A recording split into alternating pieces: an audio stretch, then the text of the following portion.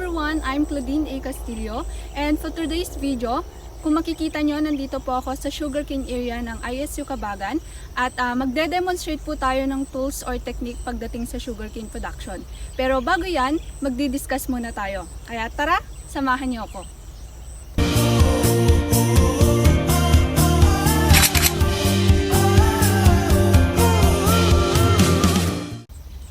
Karamihan siguro sa inyo is napapatanong kung bakit yung sugarcane production yung napili kong i-discuss. Alam nyo ba na yung sugarcane production in the Philippines faces problems or challenge during transportation, handling, and storage due to the massive amount of planting materials. So, paano nga ba yun nangyayari? Pagdating kasi sa sugarcane production, yung practice ng ating mga farmers when it comes sa planting is nakabase pa rin sila sa traditional planting methods, which is yun yung gumagamit sila ng seed cane na 25 to 30 centimeters. And yun yung isa sa nagiging problema. Kasi every 1 hectare, 10% ton is napupunta siya sa planting materials. At kung i-convert pa natin siya, 32,000 stalks. Hindi ba? Masyadong bulky. Kakailanganin pa natin ng malalaking machineries para makarry yung planting materials natin. Kaya nga, meron po kaming na-propose na tools or technology na tinatawag po natin chipper or bud chip technique. Ang aim pala ng technique na to is para mabawasan yung mga planting materials na kailangan natin pagdating sa sugarcane production. And also, yung mga internodes na maiiwan niya later on, pwede pa natin siyang i-undergo for process like yung sugar, molasses, ethanol, at madami pang iba. And syempre, ano nga ba yung importance ng technology na to? So, una is economic alternative siya in minimizing cost. Kasi nga, nakaka-save tayo ng planting materials. Pangalawa is, nakaka-less tayo sa pag-emit ng carbon dioxide. Since hindi na natin kailangan ng malalaking machinery para makarry yung planting materials natin. Hindi siya kagaya sa traditional or conventional method. And lastly is, nakaka-save tayo ng resources. At kung makikita nyo, etong technique na to is na-design siya for sugarcane production. At ngayon, ide-demonstrate po natin siya kung paano siya nagfa-function and at the same time kung paano siya ginagamit. So, una is, kailangan lang natin ng stock ng sugarcane. So, ngayon ay kukuha naman tayo ng stock ng sugarcane.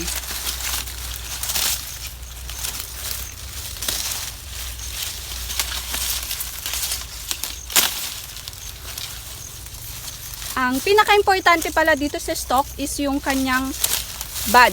At ito yon. At ang magandang kunin pala na stock is yung hindi pa totally matured kasi mas mabilis siyang tumubo. At ito yung i-chip natin. So ngayon, ito-try natin siyang i-separate. So ganito lang siya.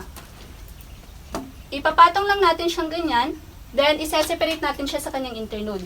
Ang ginagawa ko pala ngayon ay tinatawag na micropropagation or kumukuha lang tayo ng small tissue portion ng sugarcane. Eh kung tatanungin, ma'am, bakit itong portion lang to yung kailangang i-cut or i-separate? Itong bud kasi, nandito yung kanyang dormant eye or yung kanyang growing point. At ito lang naman yung pinaka-importante pagdating sa germination or pag-sprout ng roots niya. So, ganyan lang siya kasimple at mabilis lang din siyang gamitin. Pero syempre, may mga advantages and disadvantages sa paggamit natin ng technique na to. So, una is sa advantage. Kagaya ng sinabi ko kanina, nakaka-save tayo ng planting materials, low cost, being less bulky, bud chip can be easily transported, and easy din siya to carry. And yung disadvantages naman na nakikita ko sa paggamit natin ng technique na to is yung time for preparing seedlings. Kasi it is manual na isa-separate yung bud and it is not suitable for direct seeding.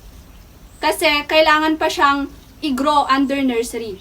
And based sa ibang study, other farmers noticed that the survival of chip is poor compared sa conventional method if direct yung seeding.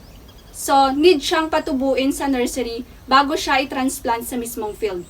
And also, according sa mga researchers natin, Mohanty at Nayak ng 2011, that this technique can significantly decrease the quantity of seed cane.